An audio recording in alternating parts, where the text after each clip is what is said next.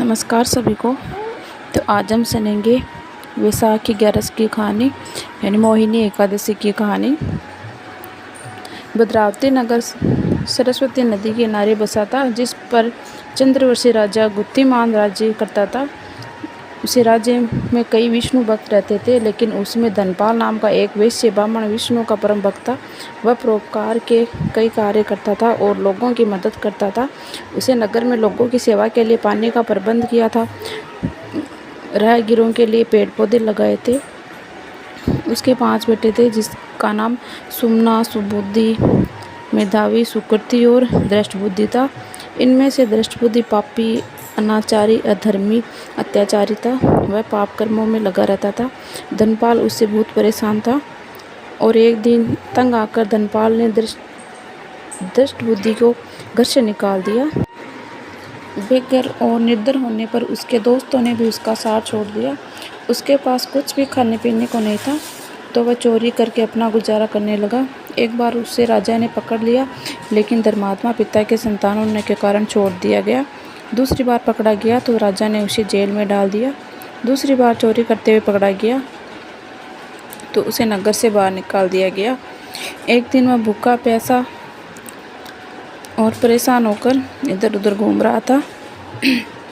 तभी उसे कौंडिन्य ऋषि के आश्रम दिखा और वह वहाँ चला गया। और उस समय वैशाख का महीना था। ऋषि गंगा स्नान करके आए थे।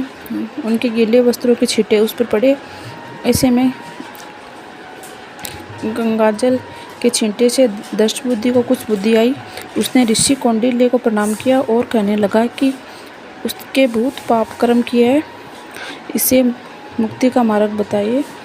ऋषि कौंडिन्य ने दृष्टबुद्धि पर दया आई और उन्होंने वैशाख शुक्ल एकादशी को मोहिनी एकादशी का व्रत करो, ये कहकर उसने दृष्टबुद्धि को शिक्षा दी कि तुम वैशाख की एकादशी का व्रत करो, इससे तुम्हारा उद्धार होगा।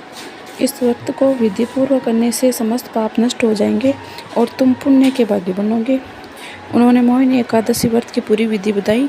मोहिनी एकादशी के दिन और फिर उसने ऋषि मुनि के बताए अनुसार विधि विधान से विष्णु भगवान का पूजन किया और व्रत किया, और व्रत के प्रभाव से उसके सारे पाप नष्ट हो गए और उसे अमरत्व प्राप्त हुआ।